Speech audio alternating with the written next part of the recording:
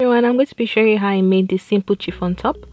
So after folding your fabric, remember to add 1 inch allowance on top for your shoulder sewing allowance, and then for the front piece of your fabric, remember to add 2.5 inch extension in the center for the buttons. So we're going to be marking the shoulder, and that is 8.5, which is 17, and then we're going to move on to the neckline now. We're going to use 4 inch for the neckline, that is for the width, and we're going to measure out 4 inches also for the depth. This is for the front piece of your shirt.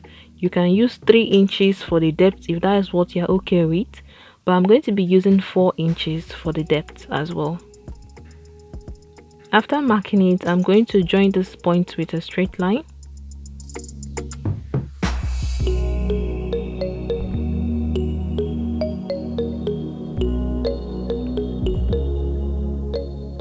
And I'm going to curve it out. I'm going to make a curve on the neckline. I'm going to move to the back. I want to move to the back neckline now, and I'm going to be using 1 inch for the depth.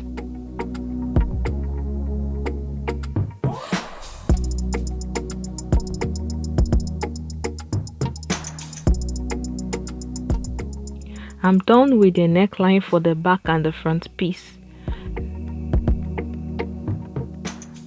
So now we're going to be moving to the armhole. The armhole is 9. I'm going to be adding 1/2 inch for the shoulder slant. So that is 9.5, and I'm going to mark that.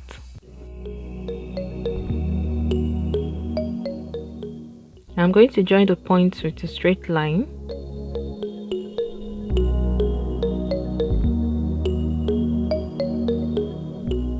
And then I will extend the line horizontally.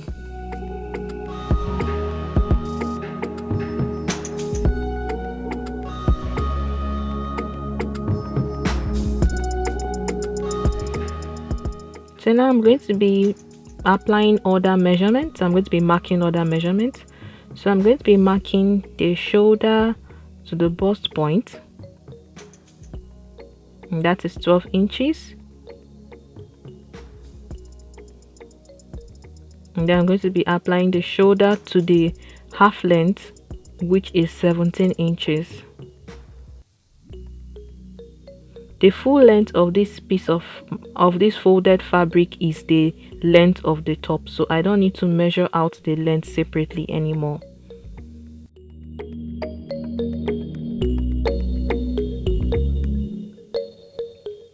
I'll join the points with a straight line.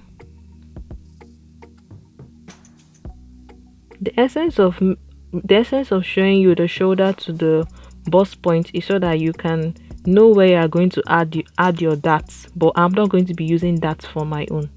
So now I'm going to be applying the bust, waist and hip measurement. The bust is 40, so 40 plus 4 is 44. 44 divided by 4 is 11, so we are going to be using 11. The essence of adding 4 to the original bust measurement is for ease and to make the clothes free on the body. But I'm going to still be adding 1/2 inch to that 11 just to ensure that it's very free on my client's body. As you can see, I'm using 11.5. Going to the waistline, I'm going to use the exact waist measurement, which is 36. 36 divided by 4 is 9. I'm going to be showing you later why I'm using exactly the waist measurement instead of adding 4 inches. So now moving on to the hips or the hem line of the top, I'm going to also be using the 11.5. So I'm going to mark 11.5. You can see as I'm marking the 11.5, and I'm going to join these points with a straight line.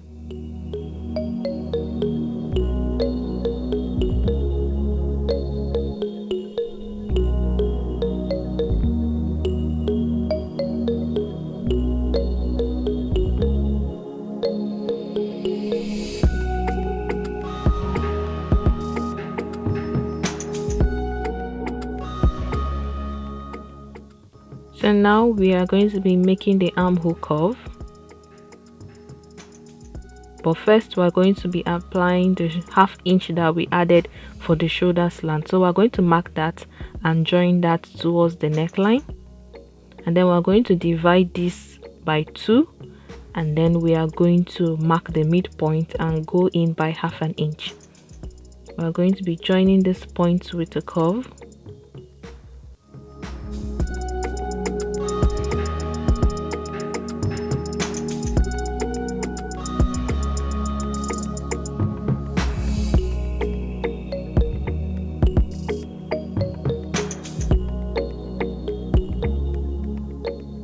As you can see, I'm done with the armhole now. I've joined the points together with a curve. So now I'm going to be showing you why I left the waist the way it is. This is a shirt, so a shirt doesn't have to be this curvy. It's going to be a bit straight. So I'm just going to join from the bust down to towards the hemline of the top with a very slight curve, as you can see. This is the reason why I didn't add 4 inches to the original waist measurement, because I knew I was going to do this to the waist measurement. So as you can see, I just added a slight curve and not as deep as I added previously. You can also opt to add 4 inches to your original measurement if that is what you want. So I'm going ahead to add 1½ inch for the side seams, ½ inch for the armhole, and ½ inch for the shoulder slant. I also went ahead and added ½ inch for the back neck depth. As you can see, I've cut out the sides, the armhole, and the shoulder slant, and now I want to cut out the neckline. So I have to transfer the front neckline to the front piece of the fabric, as well as the ½ inch allowance that was added. So I'm going to mark the points now and join them with a curve.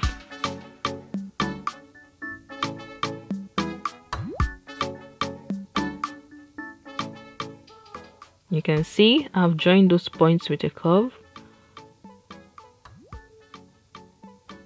and it corresponds.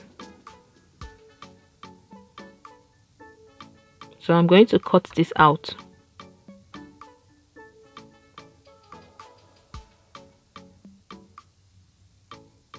So now I'm going to be measuring 1½ inch up on the side seams. That is 1½ inch.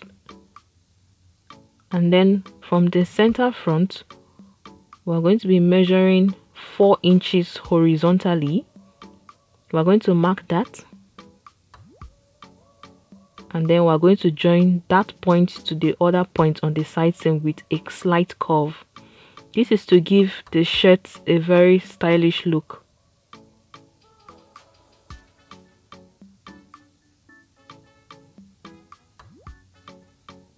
After joining these points together, you go ahead and cut it out.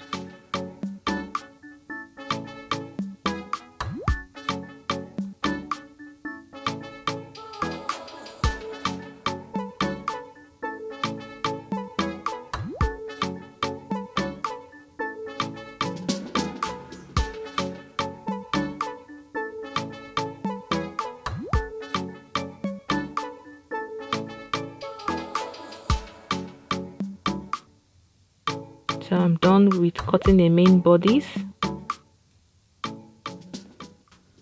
So I went ahead and cut out sleeves for my top. I made a detailed tutorial on how to cut sleeves. Please go and watch it. As you can see, my sleeves and the main bodies are ready, so it's time to sew. So you place the front piece on the back piece, good size facing each other, and then you sew the shoulders. Remember, we added ½ inch allowance, so you are going to take note of that when you sew.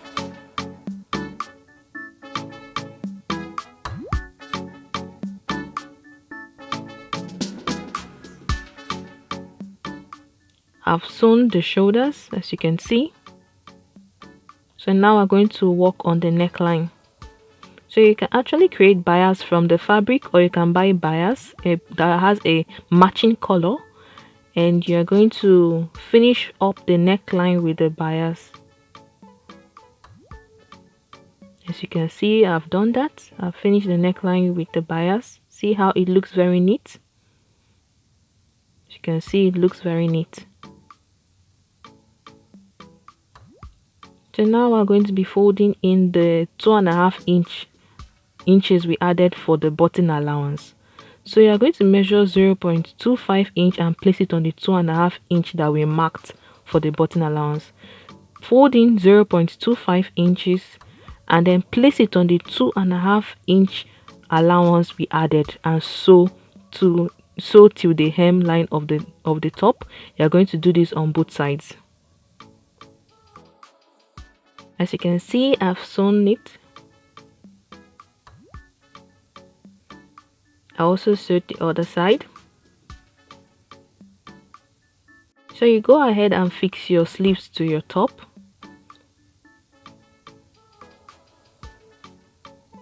As you can see, the sleeves have been fixed and the edges have been sewn as well.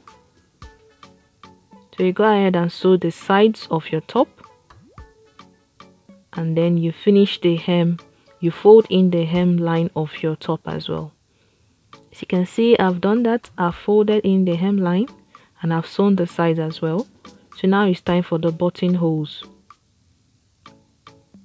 Now when your fabric is facing you like this, the buttonholes is going to be on the left hand side. So you're going to sew another extra line on towards the edge on that side. As you can see, there's a second line towards the edge, but you are going to leave this the way it was. You can see the difference. So I'm going to mark the buttonhole on this part of the fabric. So right at that point there, we're going to mark a line measuring 0.75 inch. You can see it's a vertical line. It's 0.75 inch. And then we're going to leave a space of 2 inches. You can use 3 if you want, but I'm going to be using 2. We're going to leave a space of 2 inches and we're going to mark another line of 0.75. We're going to leave 2 inches for the space and mark another 0.75 inch for the buttonhole. We're going to keep doing this till we reach the hemline of the top. And then towards the hemline, we're going to leave 3 inches. This is the standard. And then we're going to mark a line and then we're going to divide it. As you can see, I've divided the line so that it will be equal.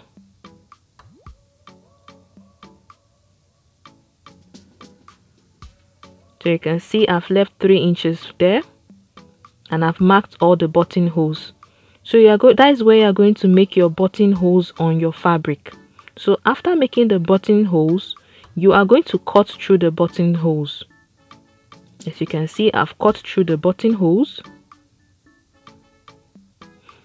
So I'm going to place that part, the left hand side on the right hand side, and mark through it. So the marks are the points I'm going to sew my buttons. As you can see, I've gone ahead and sewn my buttons. And as you can see, I also serged the insides of the top. You can make this simple chiffon top as a ready to wear top and sell.